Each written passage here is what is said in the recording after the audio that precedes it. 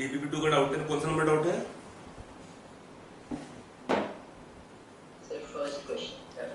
First question doubt है, the weight of A 350 ml of diatomic gas at 0 degree Celsius and 2 atm pressure is 1 gram.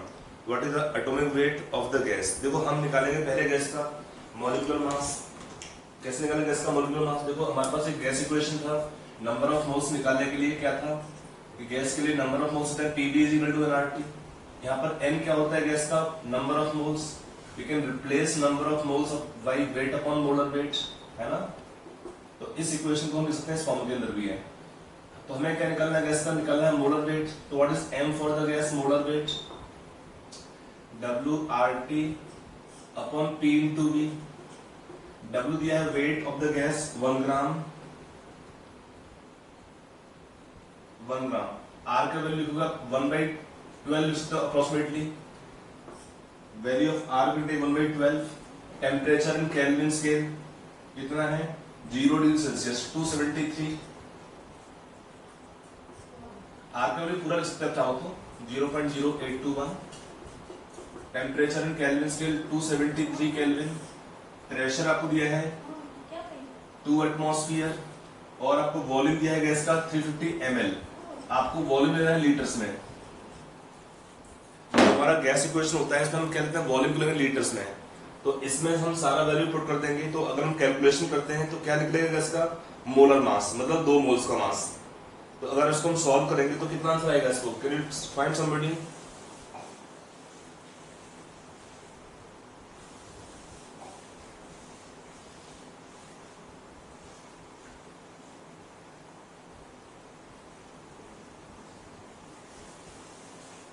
ये आएगा solve करना 32।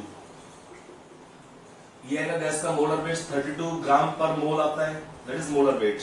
The molar weight of gas is expressed in gram per mole. हमें निकालना है gas का atomic mass. तो what is the atomic mass of gas? Gas का लिखा क्वेश्चन में था, क्वेश्चन में आपको लिखा हुआ है गैस का नेचर कैसा है? Die atomic. मतलब गैस हमारा क्या होगा? The gas is taken let's say X2। Diatomic का मीनिंग क्या होता है कि गैस के एक मॉलिक्यूल में 2 एटम होते हैं। लिखा ना टर्म डायटोमिक, इसका मीनिंग क्या होता है कि गैस के एक मॉलिक्यूल में 2 एटम होंगे। तो ये मास है 2 एटम्स का। तो what is atomic mass of gas?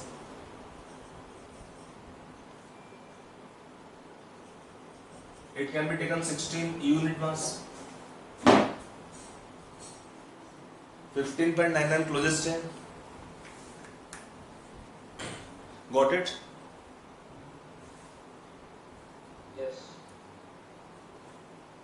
और बड़ा पूछना इस बच्चे को, have you all tried the questions? देखो बच्चे, जो क्वेश्चन करने का ही फायदा है इस चैप्टर में। जितना प्रैक्टिस कर लोगे उतना आपके लिए अच्छा रहेगा, क्योंकि ये चैप्टर आपका बेस है पूरा। फिजिकल केमिस्ट्री का तो पूरा बेस है ही, बट कहीं भी केमिस्ट्री में मोल कंसेप्ट का जो है क्वेश्चन आपसे पूछ सकते हैं। Sir question number 5 doubt. Okay, 5 doubt है। 5 दिया है compound contain 8% sulphur by mass. आपको मैंने लास्ट क्लास में एक हिंट दिया था ऐसे क्वेश्चन करने के लिए कि हमें देखना होगा ऐसे क्वेश्चन में कि अगर हमारे उस एलिमेंट का 1 मोल होगा तो कितना मास होगा कंपाउंड का। उसी को बोलते हैं कंपाउंड का क्या? Minimum molecular mass. तो अगर हम बोलेंगे sulfur is, if sulfur is 8 gram, then what is the weight of compound? Is 100 gram. Then if sulfur is 32 gram, 32 gram क्या होता है? सल्फर का मोलर मास। एक कंपाउंड के मोलर मास को मिनिमम होने में क्या रिक्वायरमेंट, क्या होता है रिक्वायरमेंट? एटलीस्ट 1 एटम होना चाहिए उस एलिमेंट का जिसका परसेंटेज दिया होता है। तो for the sulfur to be minimum molar mass 32 gram, कितना का weight of compound? 100/8 into 32 will be 400 gram per मोल।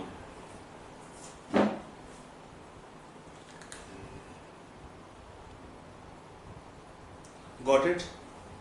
ये मैंने आपको लास्ट क्लास में कहा था कि ऐसा कोई क्वेश्चन मिलता है कि कंपाउंड का हमें निकालना है, मिनिमम मॉलिक्यूलर मास निकालना होता है, तो हम क्या लेते हैं? जिस भी एलिमेंट का परसेंटेज दिया है उसके 1 मोल के मास के करस्पॉन्डिंग कितना मास होता है कंपाउंड का, वो होता है कंपाउंड का मिनिमम मॉलिक्यूलर मास। ऐसे किसी क्वेश्चन के लिए। और कोई डाउट? सर dp4 में DBB 4 में 14, 13 कर दो। 13 क्या है? Gases hydrocarbons contain, okay.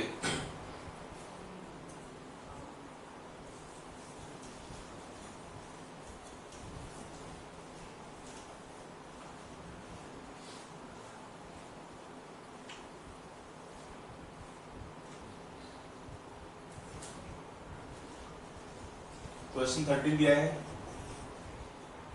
एक gases hydrocarbon gives upon combustion 0.72 gram water. देखो यहाँ पे मान लो ये हमारा होता है गैसेस हाइड्रोकार्बन CXH2, क्या देगा कंबस्टन पे? CO2 देगा, और वाटर देता है कंबस्टन पे। ये हमारा कॉमन रिएक्शन है, वैसे तो बैलेंस फॉर्म में भी कभी भी हाइड्रोकार्बन देता है, उसमें कंबस्टन में ये रिएक्शन काम आ सकती है। यहाँ पे क्वेश्चन में इसका मास नहीं दिया है, इसका मास नहीं दिया आपको है। यहाँ पे क्या दिया है? 0.72 gram of water and 3.08 gram of CO2 on combustion. Then for the compound find the empirical formula. तो हमें क्या निकालना होता है? For the compounds to find the empirical formula हमें रिक्वायर्ड होता है ratio of number of carbon and hydrogen atoms. तो हमें कार्बन मिलेगा CO2 से, सिंपल लॉजिक है। What is moles of carbon? तो मोल्स ऑफ कार्बन कितना, CO2 कितना होगा? Will be same as moles of carbon also, क्योंकि एक molecule acid directly 3.08 weight in gram upon molar weight, ये हो गए मोल्स ऑफ CO2। तो यहां से हमें क्या मिलेगा? What is moles of carbon? Same होगा जितना, क्योंकि एक मॉलिक्यूल में एक कार्बन है, तो 3.08 अपॉन 44। ये कैलकुलेशन में थिंक स्ट्रेट होना चाहिए, 0.7 के आसपास आ जाएगा। 7 4 जा 28, 28 तो पॉइंट ये हो गया 7। मोल्स ऑफ कार्बन आपका सेम होगा as moles of CO2। What is moles of water? Weight in gram upon molar weight. कितना मोलर वेट है वाटर का? 18, तो ये होगा 0.04, ये 0.07 होगा, सॉरी ये 0.04 हो गया। Then what is moles of hydrogen? इसका डबल, क्योंकि एक मॉलिक्यूल में 2 एटम हाइड्रोजन का है, तो डबल हो जाएगा। 0.04 का डबल 0.08 होता है। So what is ratio of moles of carbon upon moles of hydrogen? कितना कार्बन है? 0.07, कितना आपका मोल्स है इसका? 0.08, तो रेशियो है 7/8। That means the compound will have empirical formula C7H8। Are you clear?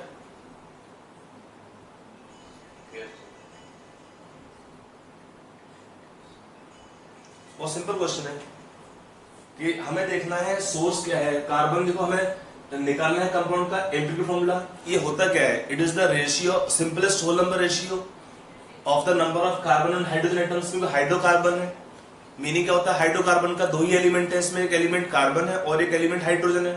तो हमें निकालना ratio moles of carbon and hydrogen. कहां से मिलता है कार्बन? CO2 से। एक मॉलिक्यूल में एक कार्बन, तो जितना मोल CO2 का होगा उतना ही मोल्स कार्बन का होगा। यहाँ पे वेट दिया है, तो wait upon molar wait moles निकालेंगे। ऐसे ही वाटर का भी wait upon molar wait moles होगा। अब यहाँ पे क्या, वाटर में एक मॉलिक्यूल में 2 एटम हाइड्रोजन के हैं, तो हम क्या बोलेंगे? जितना मोल वाटर का है उसका डबल होगा मोल्स ऑफ हाइड्रोजन एटम्स। ये सिंपल लॉजिक है ना कि H2O फॉर्मूला है, तो इसका मतलब क्या होता है? एक मॉलिक्यूल में 2 एटम हाइड्रोजन के होंगे, तो जितने मोल आपके वाटर के हैं उसका डबल होगा मोल्स ऑफ हाइड्रोजन। अब ये रेशियो ले लेंगे moles of C and H का। That ratio simplest ratio already आ रहा है, होल नंबर आ रहा है, तो simplest whole number ratio of the atom give the compound's empirical formula. Got it? Anybody have any doubt more? You can ask. हाँ, मैंने आपको बताया था ना पहले भी रिलेशन के, गैस के मोलिकुलर मास निकालने में हेल्प करता है vapour density. For the gas we have molecular mass is equal to 2 into vapour density. तो अगर कभी क्वेश्चन मिलता है तो उसमें वेपर डेंसिटी को निकालने में, वेपर डेंसिटी की हेल्प से क्या होता है? गैस का हम मोलिकुलर मास निकाल सकते हैं।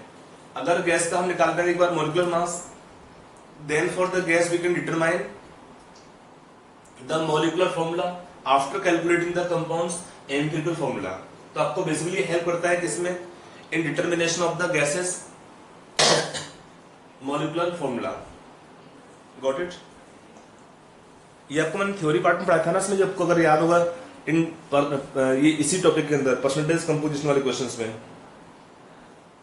From percentage composition of elements how can be determine the molecular formula of compound।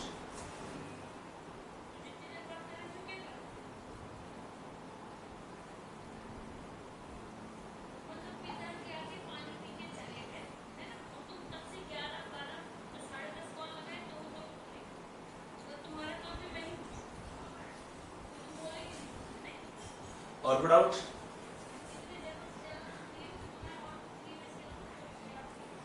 और कोई डाउट बच्चे लोग? और सर जब डेंसिटी पूछता है तो उसके लिए क्या फॉर्मूला है? डेंसिटी का तो मास अपन वॉल्यूम, और क्या ओके, सिंपल डेंसिटी होता है मास अपन वॉल्यूम।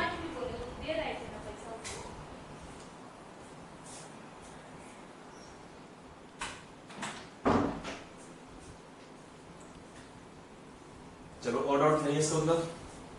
तो हम आगे पार्ट थ्योरी में शुरू करते हैं। आज का हमारा जो टॉपिक रहेगा वो रहेगा कंसंट्रेशन टर्म्स एंड सॉल्यूशंस।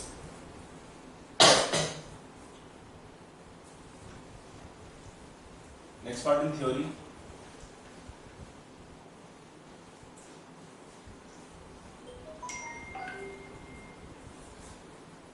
जो बच्चे लेट भी आए हैं, लेकिन आज पर वीडियोस, आपको वीडियो शेयर मिल जाएंगे सारे, तो पुराने टॉपिक को कल एक बार रिवाइज कर लो अगर कुछ छूट गया है टॉपिक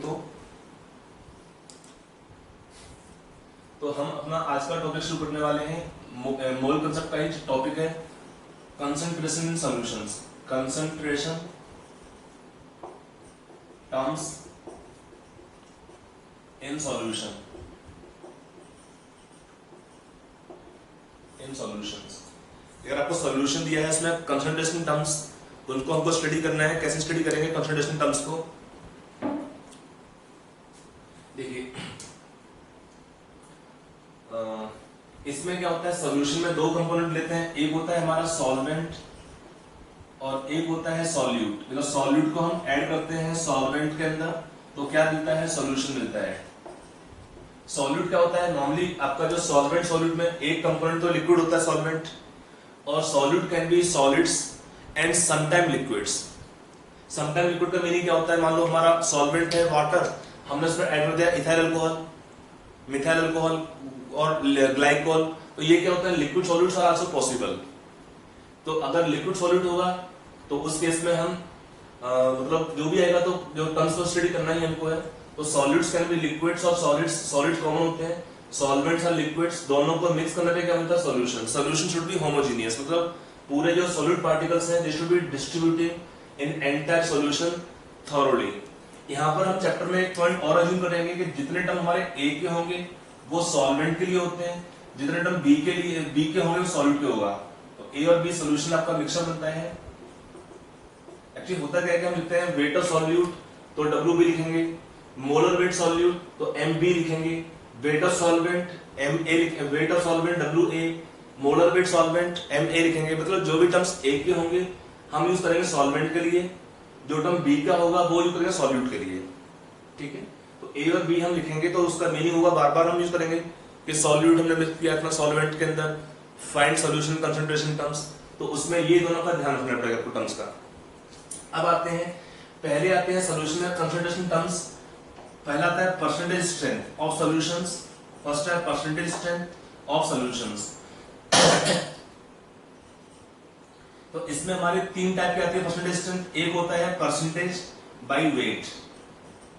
सर हाँ सर वो A माइनस B है क्या? अरे भाई ए बी माइनस का है, ठीक है मिक्सचर है ना सॉल्यूशन का, कौन कैसे लिखेंगे, A प्लस बी लिखेंगे ना, बट पूरा सॉल्यूशन मिक्स हो जाएगा ना थॉरोली। इसमें ए बी लिखने का रिक्वायरमेंट नहीं है, ए और बी खाली ध्यान रखेंगे। हाँ यार ऐसे लिख दो, कुछ भी लिखने का रिक्वायरमेंट नहीं है, सॉल्यूशन बस ए ध्यान रखना, सॉल्वेंट का यूज करेंगे, बाकी मैं लिखाता रहूंगा, टेंशन ना लो कि मीनिंग क्या होता है इसका। तो आपका जो पहला टर्म आता है इसको कहते हैं परसेंटेज बाई वेट, इसको सिंबल लिखते हैं परसेंटेज W बाई W। इसका मीनिंग क्या होता है? It is wait of solute in grams dissolved in 100 gram of solution. ये इसका सिंपल मीनिंग होता है कि wait of solute in grams dissolved in 100 gram of solution. ठीक, तो इसको लिखते कैसे एक्सप्रेशन को? What is percentage by wait या W बाई W। इसको लिखते ऐसे हैं, weight of solute in grams upon weight of solution in grams, same unit होना चाहिए, इनटू 100।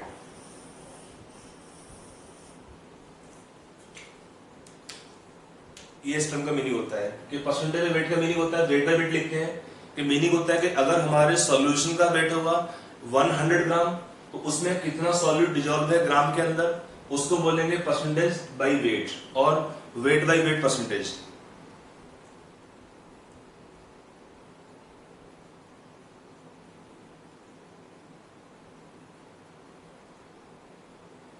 लिख दिया?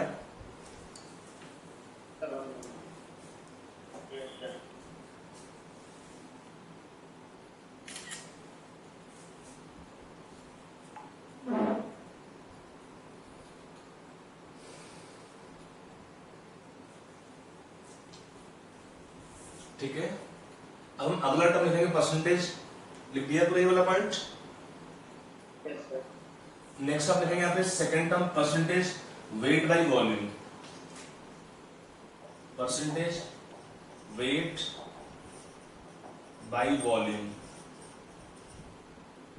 इसको लिखते हैं ऐसे परसेंटेज W बाई V। इसका मीनिंग क्या होगा? Weight of solute in gram dissolved in 100 ml solution. यहाँ पे क्या होता है? वॉल्यूम ऑफ सॉल्यूशन लेंगे 100 ml, तो if the volume of solution is 100 ml, it contain how many gram solute, then it is called percentage weight by volume.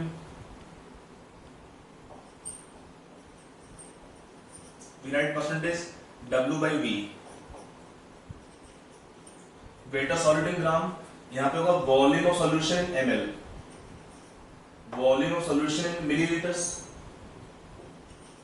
then it become percentage weight by volume।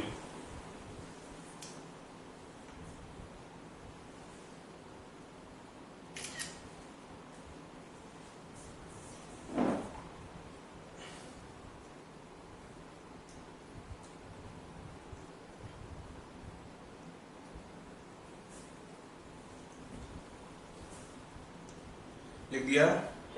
हाँ,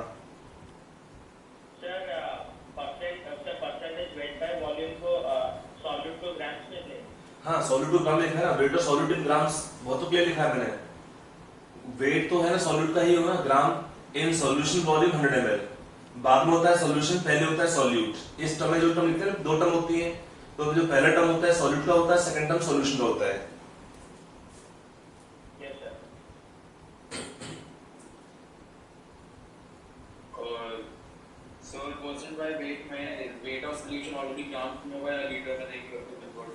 नहीं, अगर आपका KG में है तो दोनों का यूनिट सेम होना चाहिए पिछले में। अगर यहाँ पे केजी तो यहाँ पे लीटर होना चाहिए फिर। नहीं सर, मैं बोल रहा हूँ अगर सॉल्यूशन का वेट उसमें परसेंट बाय वेट में weight of solute in grams का weight of solution in grams है ना, तो उसमें सर अगर ग्राम से लेके लीटर दिया है तो फिर उसको ग्राम से कन्वर्ट नहीं हो पाया। अरे तो उसमें डेंसिटी क्वेश्चन मिलता है ना, क्वेश्चन में आपको मिलेगा ना, इसमें थोड़े आपको अननोन क्वेश्चन दे देगा कि इसमें कुछ आपको निकालने को मिलेगा ही नहीं है। Something will be given the question, क्योंकि क्वेश्चन अगर दिया तो सोल्यूशन भी होगा कुछ क्वेश्चन का, और क्वेश्चन अगर पूरा है तभी सोल्यूशन निकलेगा उसका। अब क्वेश्चन ही इनकम्प्लीट होगा, सोल्यूशन कैसे निकालोगे आप? तो something the question is always given to help you out in calculations. Okay, आपका जो थर्ड टर्म आता है वो होता है percentage by volume. Percentage volume by volume लिखते हैं इसको, या सिंपली लिखते हैं परसेंटेज बाय वॉल्यूम। इसका मीनिंग होता है percentage volume upon volume, V upon V। तो यहाँ पे आएगा वेट, ये कर देंगे volume, of solute in millilitres. ये कब यूज होता है? लिक्विड सॉल्यूट के लिए, फॉर लिक्विड सॉल्यूट्स। अब लिक्विड सॉल्यूट क्या हो सकते हैं? Like ethyl alcohol, methyl alcohol, glycol, liquid solutes are possible. तो इसमें कैसे लिखते हैं यहाँ पे? What is meaning of percentage by volume? We write percentage V upon V। तो यहाँ पे लिख दोगे volume of solute in ml, same unit होना चाहिए, present in 100 ml of solution. तो by volume of solution in ml। ये third आपका टर्म हो गया। यहाँ पे एक पॉइंट ध्यान रखते हैं, if in the question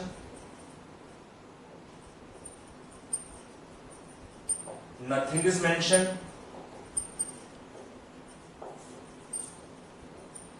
then nothing is mentioned, then percentage is taken as percentage by weight। अगर क्वेश्चन में कुछ मेंशन ही नहीं है किस टाइप का परसेंटेज है, खाली लिखा है कि सॉल्यूशन कंटेन 10% सॉल्यूट। अब मेंशन नहीं है कि परसेंटेज बाय वेट है या वेट बाय वॉल्यूम है या वॉल्यूम बाय वॉल्यूम है। अगर किसी भी ऐसे क्वेश्चन में कुछ मेंशन नहीं होता है तो हमारा कॉमन अजम्पशन क्या होता है कि इसको हम ले लेते हैं परसेंटेज बाय वेट के टर्म्स में। कुछ अगर मेंशन नहीं है तो हम क्या लेंगे इसको? Then it is taken as common rule percentage by wait.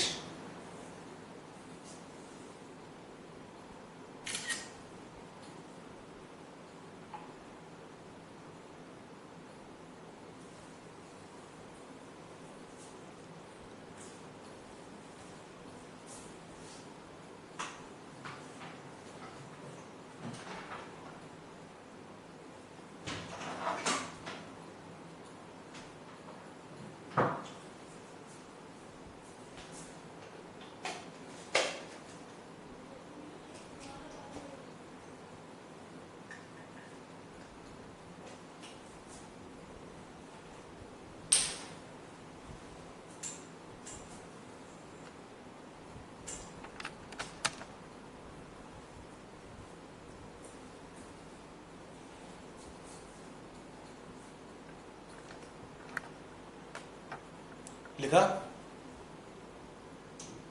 yes।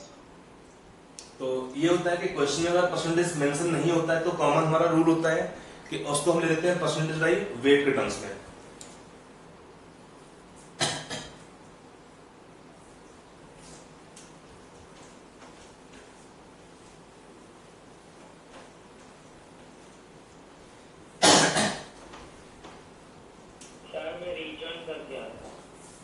हाँ ठीक है, तो कोई दिक्कत नहीं रिज्यूम करने से। आपको दोबारा मुझे एडमिट नहीं करना पड़ता है दोबारा। एक बार आप अगर ज्वाइन करते हो तो यू कैन कंटिन्यू रिज्यूम करने ऑप्शन से। सर तो वॉल्यूम वाले फैक्टर्स होता है उसमें क्या टेंपरेचर मेंशन करना जरूरी होता है या फिर लिक्विड सॉल्यूशंस है ना, देखो केवल गैस में होता है टेंपरेचर मेंशन करना जरूरी होता है। बाकी होता है सॉलिड्स होते हैं, लिक्विड्स होते हैं, इनका जो change in volume is negligible on changing temperature, तो उसको उतना हमारे लिए इंपॉर्टेंट नहीं होता है वो।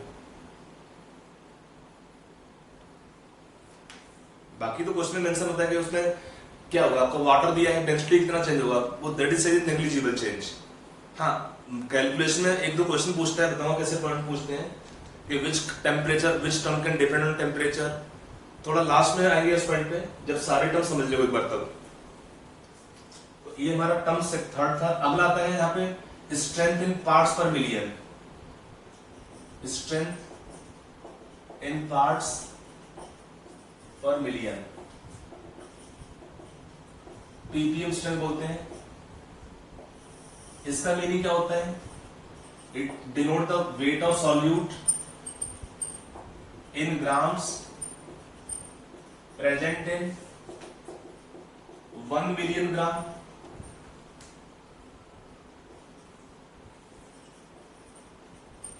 कितना होता है per million? 10⁻⁶ gram of solution. मतलब स्ट्रेंथ अगर लेते हैं हम पार्ट्स पर मिलियन में इन पीपीएम, तो क्या होता है? It is wait of solute in grams upon weight of solution in grams into करेंगे 10 टू पावर 6।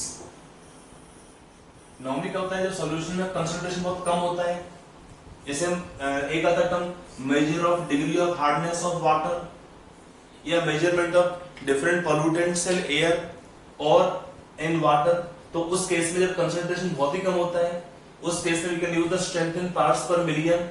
एक होता है पार्ट्स पर बिलियन, एक टर्म होता है पार्ट्स पर बिलियन।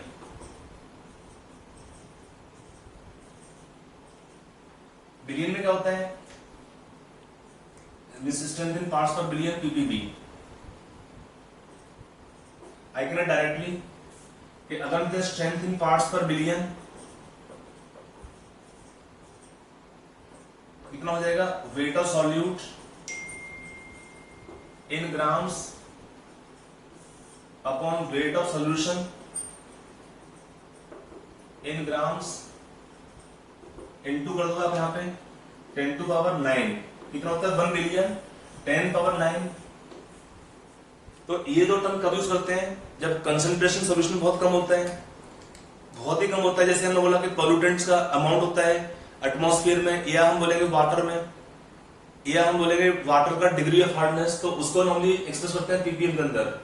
तो जब कंसंट्रेशन किसी भी सॉल्यूट का बहुत कम होता है सॉल्यूशन में, उस केस में भी ये टर्म यूज करते हैं पार्ट्स पर मिलियन और पार्ट्स पर बिलियन स्ट्रेंथ को।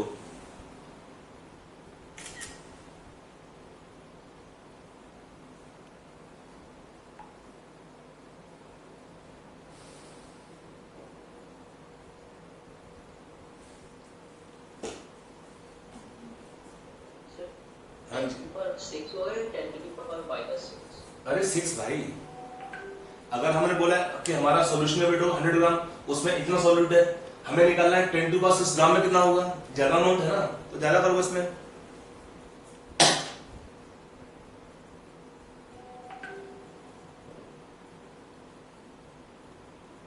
नहीं समझ में आया?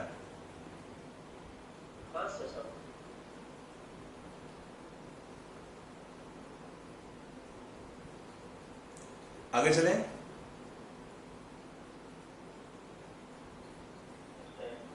देखो ये दोनों बहुत, जब मतलब क्या बोला हमने कि जब बहुत ही कम अमाउंट होगा तब केस में हम ये यूज करते हैं टर्म्स को।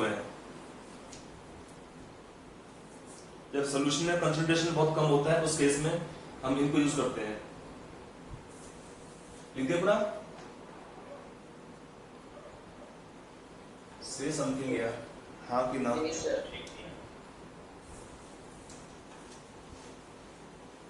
वैसे मैं सारे फोटो भेज रहा हूं, तो उसका मिस हो जाएगा तो वहां से देख के लिख सकते हैं, करेक्शन कर सकते हैं।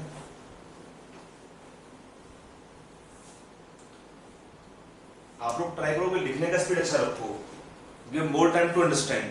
जैसे तो आपको वीडियो भी मिल रहे हैं, तो आप एक बार दोबारा भी कोई पॉइंट छूटता है, समय में कम आता है, तो उसको दोबारा देख लीजिए, बट ट्राई करो सेम डे, क्योंकि सेम डे को आप तक हाँ ये पॉइंट मुझसे समय में कम आया था, तो दोबारा देख सकते हैं वीडियो के अंदर भी इसको है रिवाइज करने के लिए। अगला हमारे टर्म आता है वो होता है mole fraction. Mole fraction symbol करते हैं, इसमें एक्चुअल सिंबल होता है काई, इसको हम बोलते हैं सिंबल काई होता है। मोल फ्रैक्शन का सिंबल प्रोनाउंस इज काई।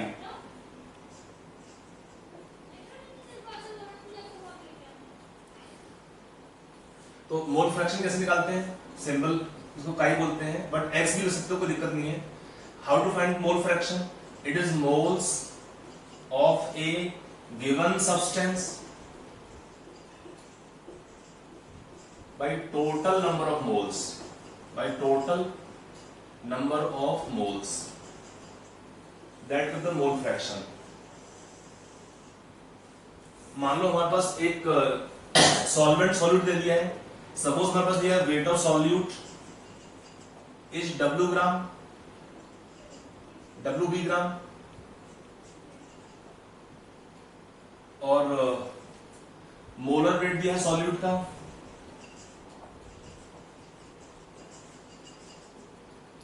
MB, ग्राम पर मोल होता है। तो इस केस में क्या होगा हमारे पास, मोल्स ऑफ सॉल्यूट MB कैसे निकालेंगे, wait of solute in gram upon molar weight solute. हमने निकाला पहले मोल्स ऑफ सॉल्यूट, फिर अगर हम बोलते हैं weight of solvent is WA gram, I told already कि A टर्म सॉल्वेंट के यूज करेंगे, और weight, molar weight of solvent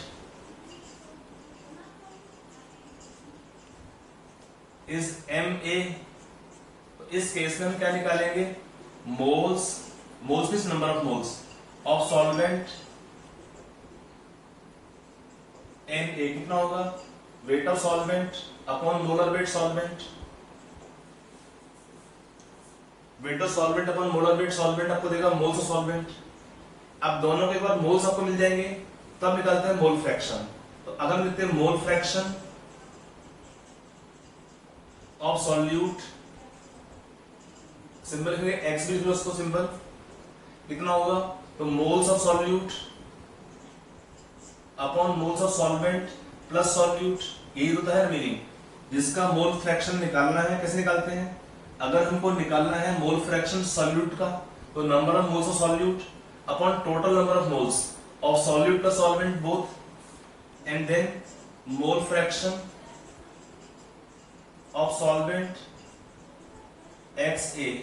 how to find, तो moles of solvent NA upon total moles NA plus MB, ये निकाला हमने मोल fractions. अगर हम ध्यान से देखते हैं तो what is the value of XA plus XB, कितना हो जाएगा,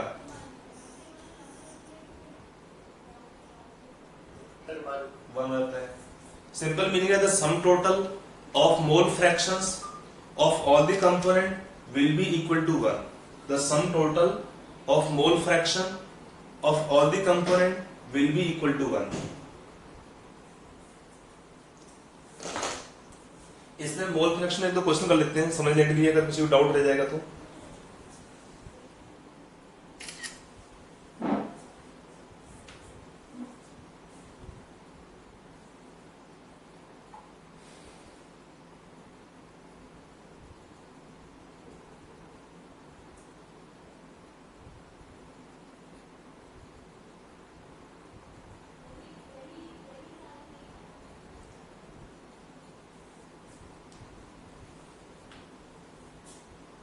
लिख दिया,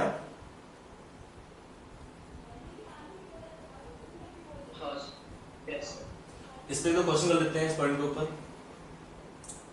देखो कभी भी अगर मोल फ्रैक्शन, मान लो यहाँ पे दो कंपोनेंट लिखा है, sometime it is possible that we have 3 component और इवन 4 कंपोनेंट, कुछ भी हो। यहाँ तो सॉल्यूशन लिखा हमने, sometime we can have gas mixture, तो गैस मिक्सचर हो या सॉल्यूशंस हो, सब केस में क्या होता है, पहले हम मोल फ्रैक्शन निकाल सकते हैं इस तरीके से, और फिर क्या होता है, the sum total of mole fractions of all the component will be equal to 1। The sum total of mole fractions of all the component will be equal to 1।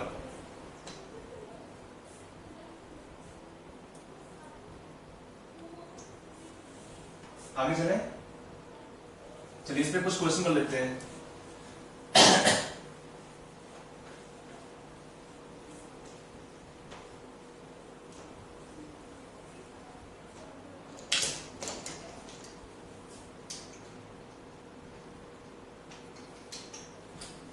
हमें एक क्वेश्चन दिया है, मान लीजिए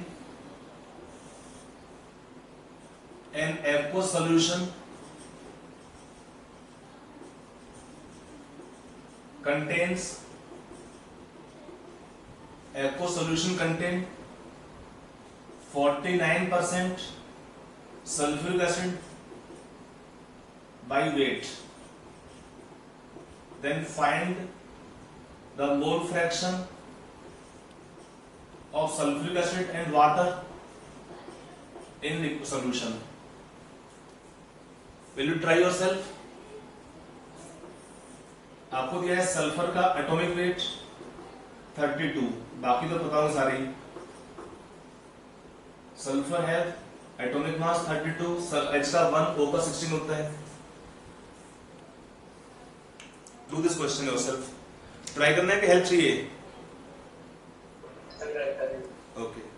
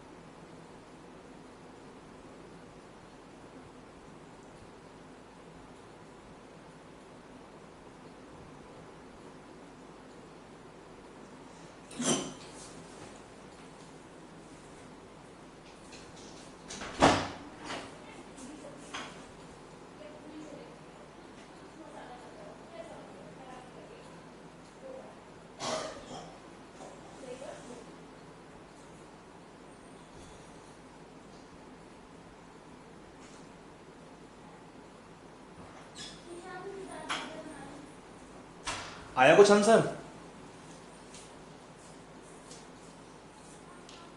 देखो करना क्या है आपका, एक्वा सॉल्यूशन दिया है, बाई वेट का मतलब क्या होता है, इसका मीनिंग होता है कि if the weight of solution you can take 100 gram, तो कितना होगा weight of solute that is sulfuric acid, कितना होगा इसमें 49 ग्राम, है ना। जो रिमेनिंग होगा वो होगा वेट ऑफ वाटर 51 ग्राम। ठीक, हमें क्या निकालना है, मोल फ्रैक्शन दो कंपोनेंट के। अगर टोटल वेट है सॉल्वेंट होगा वाटर या एसिड था, तो मोल फ्रैक्शन के लिए हमें मोल्स निकालना है। What is moles of H2SO4, weight upon molar weight, कितना वेट है 49। What is molar weight of sulphuric acid 98 होता है, तो 0.5 आ गया।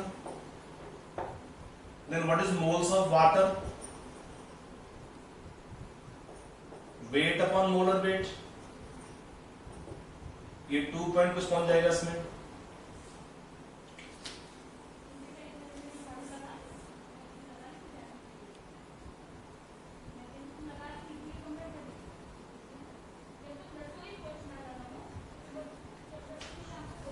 ये अगर 2.83 हो गया, तो पहले हमें क्या करना है, मोल फ्रैक्शन निकालने के लिए 15 हाँ जी सर 0.15 किसका, एसिड का, यस सर। ठीक है रफली। तो अब अगला पॉइंट सिंपल है, what is mole fraction of sulphuric acid, तो वेट मोल्स कितना इसका दिया है, moles of sulphuric acid 0.5 upon total moles 0.5 plus 2.83 and then remaining is the mole fraction of water. आप डायरेक्ट कर सकते हो 2.83 बाई 2.83 प्लस 0.5, और मोल फ्रैक्शन ऑफ वाटर का दो ही कंपोनेंट होते हैं, तो क्या होगा simply 1 minus mole fraction of sulphuric acid. हो गया आंसर्स। कैलकुलेशन आप कर लीजिए अपना, कैलकुलेशन मैंने आपको लिंक किया है, that you can do yourself.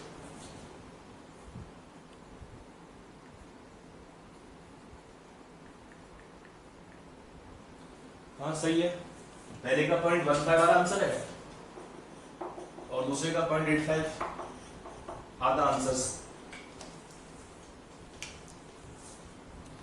किसी बच्चे को डाउट है तो you can ask.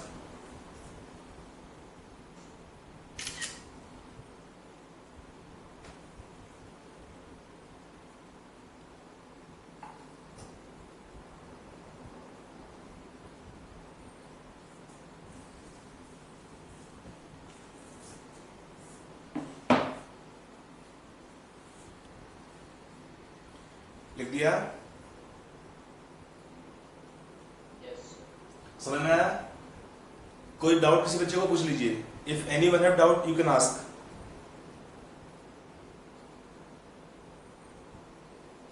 Okay so no one have doubt. चलो एक क्वेश्चन और इसी बात पे, यहाँ पर लिखा था दो कंपोनेंट। कई बार क्या होता है, अगर हम लेते हैं गैस मिक्सचर, गैस मिक्सचर में भी ये पॉइंट काफी कॉमन यूज होता है क्वेश्चंस में, तो वहां पर भी इसी टाइप हम क्वेश्चन अप्रोच कर सकते हैं।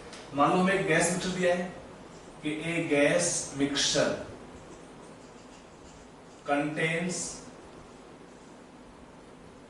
16 gram O2, 8 gram methane and 8 gram of helium. Then find mole fraction of each gas in the mixture. Each gas in the mixture. I hope you know the required element, atomic masses. O का तो 16 होता है, for helium कितना होता है 4 होता है, helium है atomic mass 4, H का 1 होता है, सबको पता होगा यार।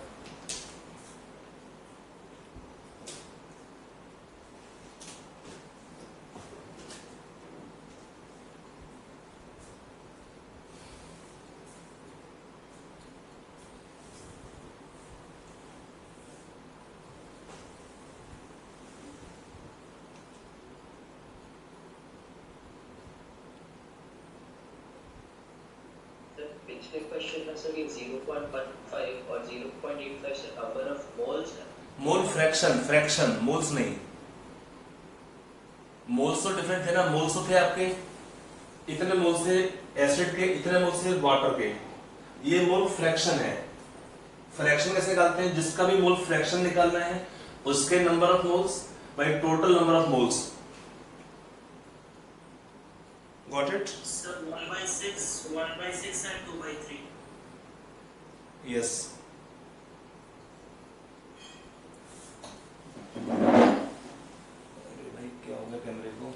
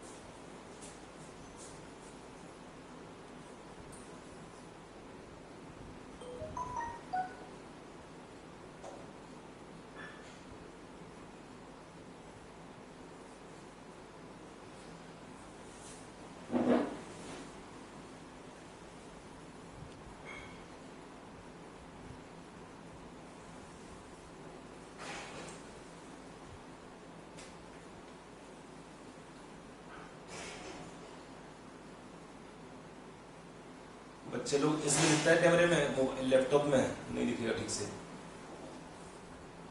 एक्चुअली वो मेरा कैमरा काम नहीं कर रहा था, क्या हो गया suddenly. If I adjust slightly can you view और I should use mobile phone? I am using mobile. Okay, just a minute, एक नया कनेक्शन दे रहा हूँ, मोबाइल से पढ़ाता हूँ।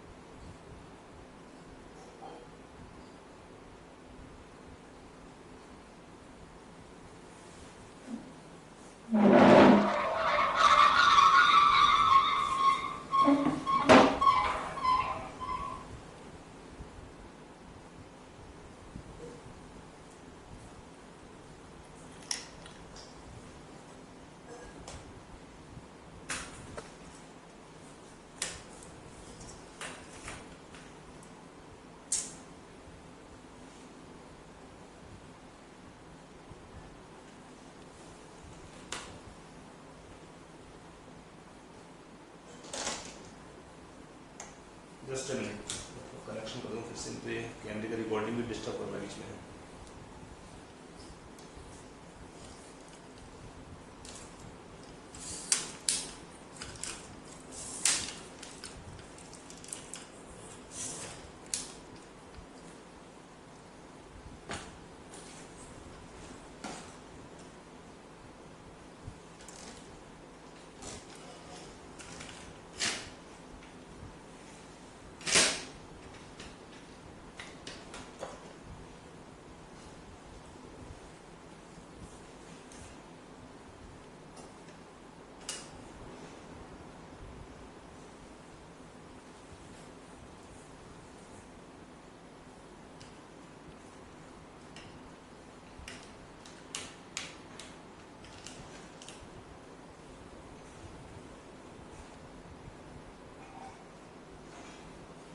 Is it visible clearly?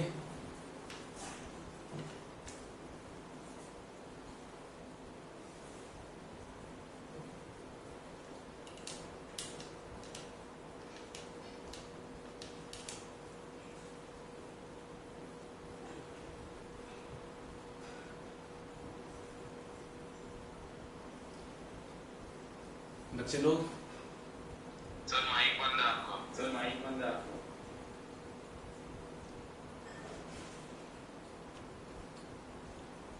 अभी ठीक है? हाँ एक्चुअली मैं उसको माइक ऑफ करना।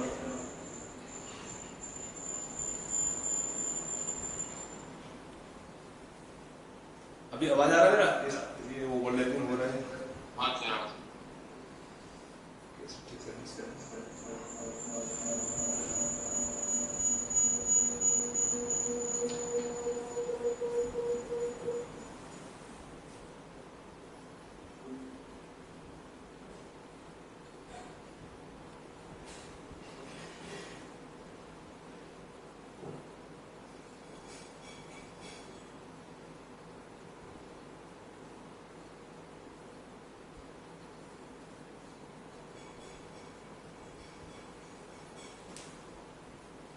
आप लोग हैं कि नहीं अभी? हाँ सर। ठीक है फिर मैंने अपना सिस्टम ऑफ दिया। लैपटॉप के ओवर साउंड जो है ओवरलैप हो रही थी। चलिए फिर कंटिन्यू करते हैं आगे। अभी दिख रहा है पूरा बोर्ड साफ दिख रहा है? कोई दिक्कत तो नहीं दिख रहा बोर्ड में? नहीं सर। चलिए फिर तो अगला क्वेश्चन आंसर हो गया? Yes sir. हाँ हाँ already you somebody told the answer correctly. देखो अगर यस कितना का आंसर आएगा? 1/6 2/3। Yes very good. अगर 3 कंपोनेंट होगा तो भी घबराना नहीं है। आपको बेसिक अप्रोच सेम करना है। पहले मोल्स निकालोगे यहाँ पे। What is moles of O2 gas? Wait upon molar wait. O2 है, O2 का मोलर वेट 32 होता है, तो 16/32 कितना हो गया? 0.5। Then what is moles of methane? CH4 का वेट कितना है? 8 ग्राम, मोलर वेट 16 होता है, ये भी 0.5 हो गया।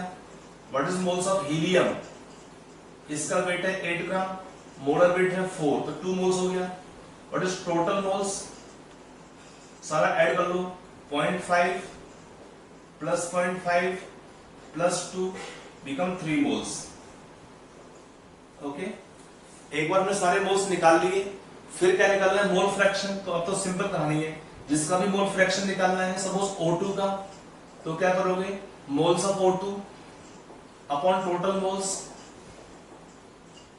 Then mole fraction of methane, तो moles of methane by total moles, then mole fraction of helium, moles of helium by total moles. अगर हम यहां पे देखते हैं कि when we add the mole fraction of all the components, कितना आएगा सम टोटल? यहां पे the sum total of mole fractions in any case will be equal to 1। इसको ध्यान रखिएगा पॉइंट। तो the sum total of mole fraction of all the component will be equal to 1।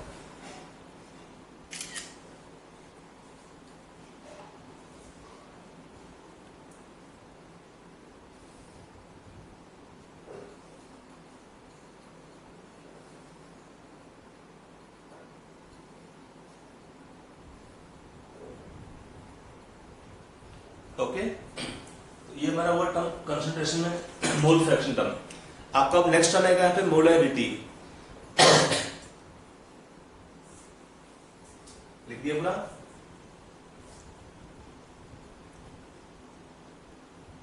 Yes sir. Okay,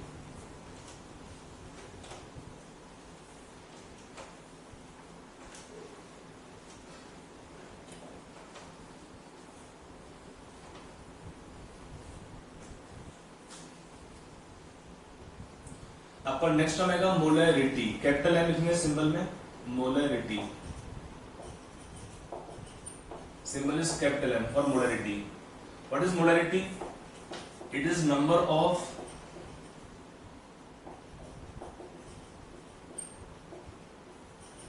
moles of solute, number of moles of solute present in 1 liter of solution. It is number of moles of solute present in 1 liter of solution.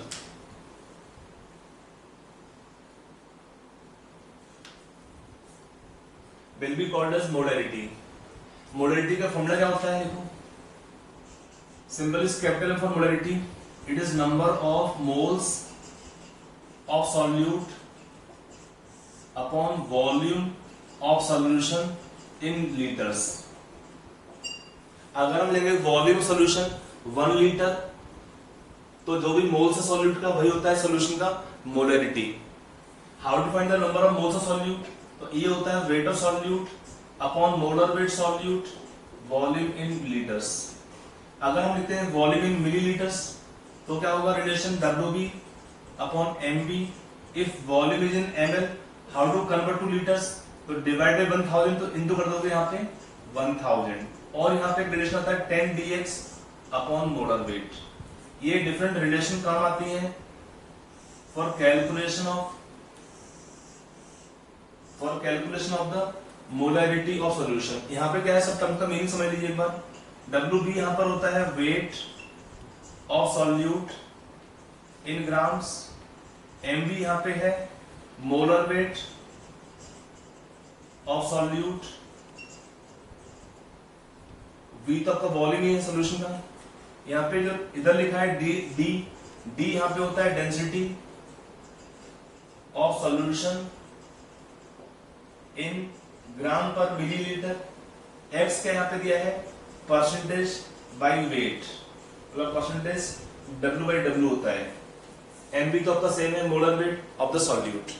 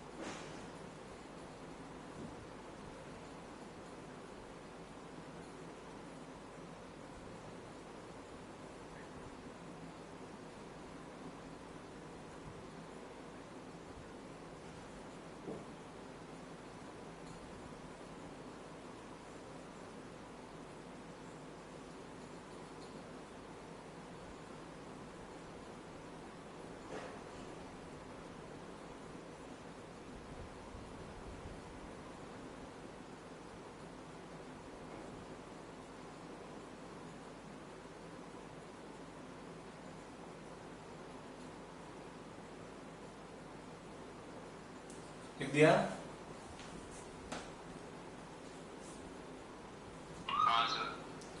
अब इसमें कुछ question कर लेते हैं. इसमें जो last relation है ये डिराइव होता है इसी रिलेशन से. कैसे डिराइव होता है आपको समझा देता हूं. एक क्वेश्चन के थ्रू समझाता हूं स्टूडेंट को.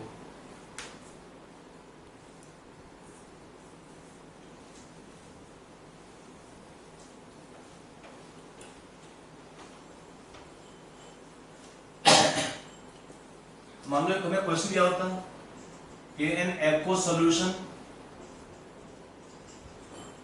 एक्वस का मीनिंग क्या होता है, वाटर सॉल्वेंट होता है. एक्वस का मीनिंग होगा सॉल्वेंट आपका वाटर रहेगा. तो aqueous solution contains it's 40% sulphuric acid by weight. If solution have density 1.4 gram पर ml, ये डेंसिटी सॉल्यूशन में दिया हुआ है. सॉल्यूशन ऑफ डेंसिटी 1.4 ग्राम पर ml, then find the molarity of solution. ये हमारा क्वेश्चन दिया है. Will you try?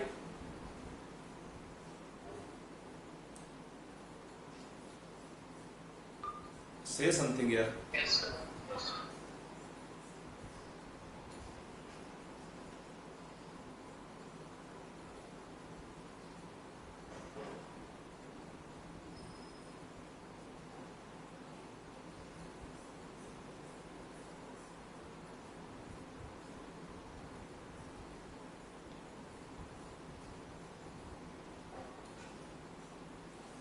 चलिए आपको समझाते हैं। 1000 हाँ जी 1000 1000 मोलरिटी 1000 ना।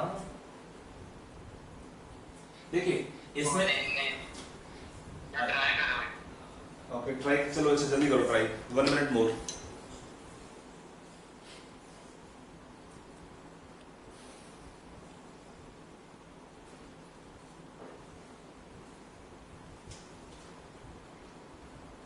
जैसे 5.6 कितना? 5.6 हाँ ठीक है चलेगा, 5.7 आएगा, चलेगा 5.6 भी चलेगा, उसके नियरेस्ट आपका है। देखो इसमें दो तरीके हैं क्वेश्चन, एक तो हमारा अगर फॉर्मूला डायरेक्ट पता होता तो फॉर्मूला पता होता डायरेक्टली तो मोलरिटी था 10 dx upon molar wait formula.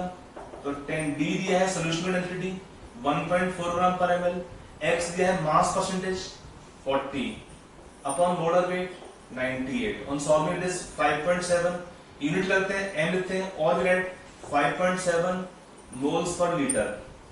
What is unit? Either capital लिखते हैं यूनिट के फॉर्म में या लिखेंगे 5.7 मोल्स पर लीटर। एक तो ये वो फॉर्मूला हुआ। अगर ये फॉर्मूला आपको भूल गया, होता ना कि हमें भूल गए, बहुत कॉमन चीज है बच्चों में कि याद नहीं है एग्जाम के टाइम पे सर भूल गया, तो क्या होता है go by basic approach. Basic approach क्या है, इसका मीनिंग आपको याद होना चाहिए। वेट परसेंटेज का मीनिंग, इसका मीनिंग क्या होता है, लेट, अगर हम अज्यूम करें the weight of solution to be taken 100 gram, if we assume the weight of solution to be taken equal to 100 gram, then weight of solute कितना है इसमें, weight of solute WB हम लिखेंगे यहाँ पे 40% आता है तो 40 ग्राम हो जाएगा। हमें क्या निकालना है, मोलरिटी। तो for molarity what we require, moles of solute. तो वेट ऑफ सॉल्यूट आपका इतना हो गया, WB हुआ 40 ग्राम।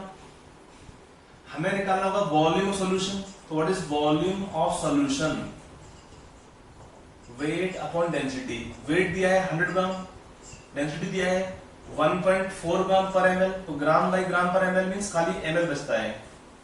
What is molarity by definition, wait of solute upon molar weight solute. अगर हमें दिया है वॉल्यूम ml में तो यहां पर वो इनटू 1000 है ना। कितना वेट ऑफ सॉल्यूट का, 40 gram, molar weight 98, volume in ml दिया है 100 बाई 1.4, इसको लीटर में लेना है तो इंटू करोगे 1000। अगर हम दोनों इक्वेशन में कंपेयर करें तो क्या बचा, 10 इंटू 1.4 इंटू 40 बाई 98, सेम आ गया ना। इसमें और उसमें कोई डिफरेंस है, दोनों में कोई डिफरेंस नहीं है। तो अगर आपको ये फॉर्मूला भूल जाएगा तो ऐसे कर लीजिए, दोनों सेम ही है, दोनों का रिलेशन का सेम ही मीनिंग होता है।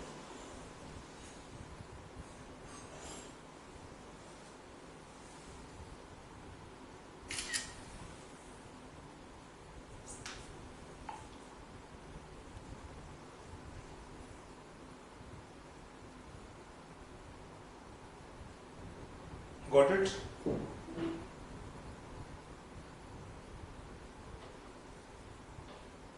Yes.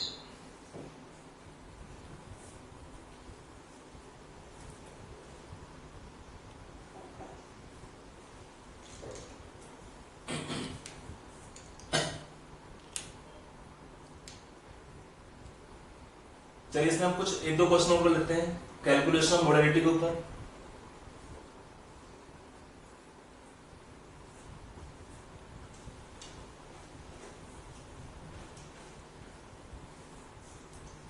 यहाँ पे पहला क्वेश्चन दिया है, इसका क्वेश्चन है find molarity in following cases. पहला बिट दिया है 3.65 ग्राम HCl dissolved in 10 litre solution. Second bit है 5.6 ग्राम KOH dissolved in 500 ml solution। Third bit है 7.4 milligram of calcium hydroxide dissolved in 10 litre solution with fourth दिया है 4 milligram of NaOH dissolved in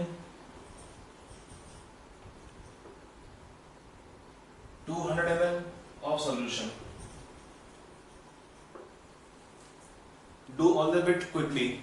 If you take the required element, atomic weights, chlorine का है 35.5, यहाँ पे potassium का 39, calcium का 40, यहाँ पे सोडियम का 23, बाकी H का तो पता ही है। ये है रिक्वायर्ड एलिमेंट के atomic masses. Do this question quickly. 4 bit है और 4 टाइप के 4 टाइप के सिंपल केस होते हैं, उस पे मैंने 4 क्वेश्चन दे दिए हैं। Attempt right now.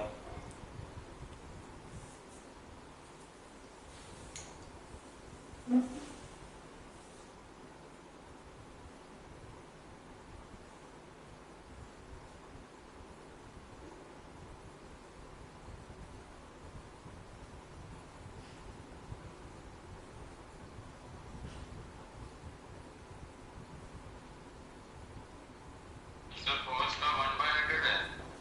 किसका? फर्स्ट का? हाँ सर। हाँ ठीक है। So 1/100, 1/100, 1/100 and 1/2. सारे हो गए चारों? Yes sir. लास्ट के 2 को चेक करो एक बार फिर से।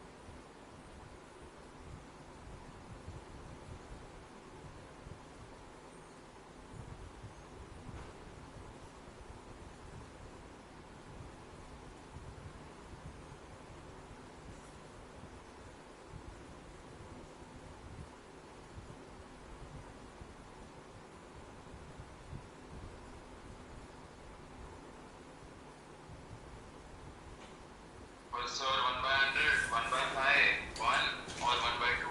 चलिए हम सारे चेक कर लेते हैं एक बार, सब बच्चों को टाइम गीता करने के लिए।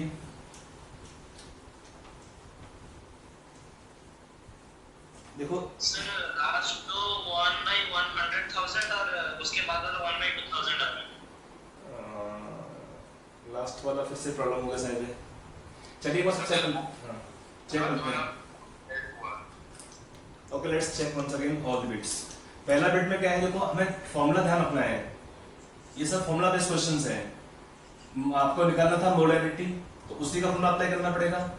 तो क्या करना है, इसमें वेट ऑफ सॉल्यूट दिया ग्राम्स में, मोलर वेट। अगर हमारे पास वॉल्यूम था ml में, यहाँ पे लीटर मोलरिटी दे रखा है, कुछ करना ही नहीं आपको है। वेट दिया है 3.65 gram, molar weight of HCl is 36.5, volume दिया है 10 लीटर्स, ये होगा 1/100 moles per litre. First bit. Second bit में क्या दिया है, यहाँ पे वॉल्यूम ml में है, तो weight of solute upon molar weight solute. अगर वॉल्यूम होगा ml में तो इनटू करना पड़ता है 1000, तो वेट ऑफ सॉल्यूट दिया इसमें 5.6 ग्राम, मोलर वेट दिया सॉल्यूट का यहाँ पे कितना 56 होता है। यहाँ पे वॉल्यूम है 500 ml है ना, तो लीटर में लाने में हमने क्या था डिवाइड बाय 1000, तो ऑलरेडी हम कर चुके हैं इसको, 2 आ गया, तो कितना आएगा इसमें 1/10, तो 2/10 means 0.2। Are you clear? First second bit किसी का डाउट नहीं है? यहाँ पे आपको यूनिट्स का ध्यान रखना है और कुछ नहीं है।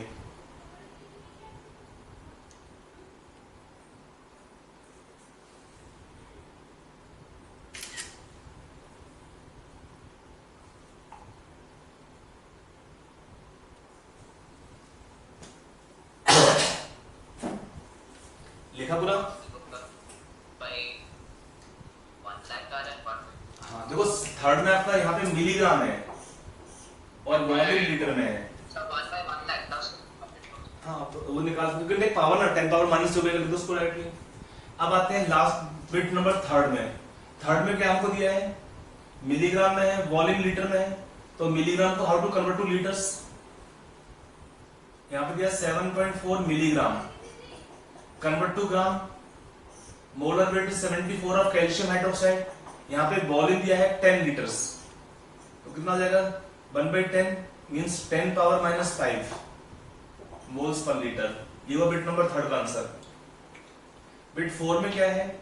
यहाँ पे दिया है बिट 4 में मिलीग्राम में दिया है मास, तो 4 इंटू 10 टू पावर माइनस 3। यहाँ पे मोलर वेट है 40 NaOH का, और यहाँ वॉल्यूम दिया है कितना इसका? 200 ml इंटू 1000। तो अगर आपको सॉल्व करते हैं कितना मिलेगा इसमें? ये तो पूरा पूरा कंसंट्रेट कर सकते हो आप यहाँ पे स्ट्रेट में। तो 1/10 means 1/2000 moles per liter. That is all the bit answers.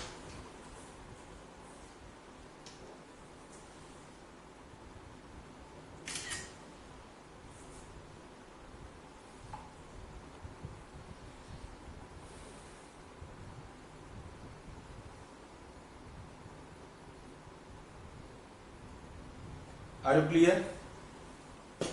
किसी बच्चे को डाउट तो नहीं इस पॉइंट में? तो जब भी क्वेश्चन करना होता है ध्यान रखो कि जो डेटा मिलता है इसमें हमको मिल सकता है weight of solute can be given in grams, sometime milligram. Volume of solution can be given sometime in litres, sometime in millilitres. तो उसके अकॉर्डिंग हमारा फॉर्मूला को आपको अप्लाई करना है।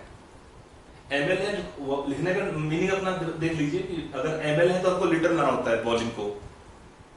That is how we can solve this question or this kind of questions. Got it or not? किसी बच्चे को डाउट हो किसी बिट में, you can ask.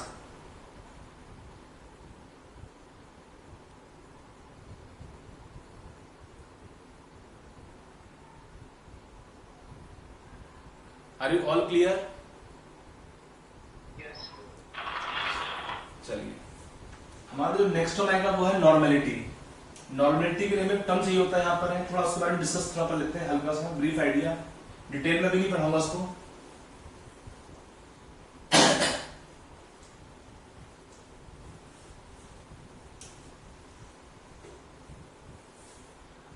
एक टर्म आता है देखो कैलकुलेशन आता है नॉर्मेलिटी में, टर्म आता है इक्विवेलेंट वेट। देखो एक टर्म होता है हमारा number of moles. How to find number of moles? It is weight in gram upon molar weight. Suppose W भी लिखा हमने, मोलर वेट लिखा MB। एक हमें टर्म और हम करेंगे लॉन्च, नेक्स्ट जो टॉपिक है नॉर्मेलिटी के अंदर, वो होता है number of gram equivalents, short में GEQ, number of gram equivalent को। तो ये क्या होता है? Weight in grams WB upon equivalent weight, equivalent weight. अब ये इक्विवेलेंट वेट क्या होता है? It can be taken for a compound molar weight divided by one factor called as n factor. n factor detail में हम आगे पढ़ाएंगे, थोड़ा एडवांस पोर्शन आता है स्टोइकियोमेट्री का उसमें, बट फिलहाल टाइम बीइंग के लिए molar weight upon n factor. अब मोलर वेट को हमें देखना है n फैक्टर क्या होता है, थोड़ा इसके बारे में डिस्कस कर लेंगे। तो होता क्या है, अगर हम इस रिलेशन से देखेंगे फिर से एक बार कि how to find number of gram equivalent, तो ये होता है weight upon molar weight by n factor. देखो ना, हमने रिप्लेस किया है इक्विवेलेंट वेट को molar weight by n factor से, तो क्या होगा? Number of gram equivalents, it is number of moles into n factor. अब ये n फैक्टर कैसे निकालते हैं किसी कंपाउंड का?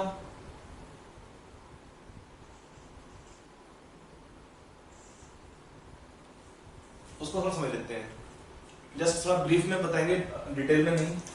यहाँ पे दो टाइप के कंपाउंड ले लेते हैं, एक एसिड है एक बेस है। For acids, what is n factor? It is basicity of acid, और हम बोलते हैं number of replaceable H plus ions per mole of acid.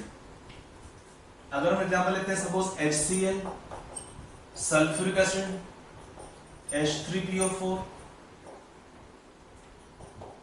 HNO3, H2CO3, that is called carbonic acid. तो इसमें क्या होगा फैक्टर का वैल्यू? कैन यू डिस्क्राइब और tell? 1 mole can give 1 mole of H ion, 1 mole can give 2 mole H plus ion, 1 mole can give 3 mole of H plus ion, 1 mole can give 1 mole of H ion, 1 mole can give 2 mole of H ions. तो ion मिलता है carbonate ion. और अगर हम बात करेंगे basis के लिए, तो ये होता है एसिडिटी. एन फैक्टर क्या होगा इसमें? एसिडिटी ऑफ बेस और number of OH negative ions per mole. By 1 mole of base, that can give how many mole of OH negatives? NaOH, for example, calcium hydroxide, aluminium hydroxide, ammonium hydroxide. Can you tell for this compound and factor values? कितना कितना आएगा? 1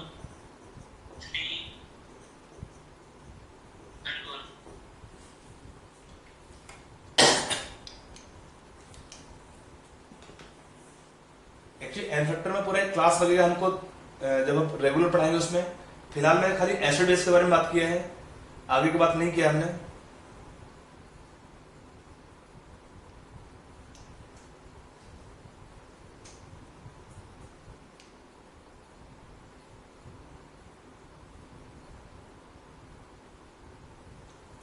sir camera को थोड़ा सा नीचे करेंगे, दिखाई नहीं दे रहा. हाँ कर देंगे.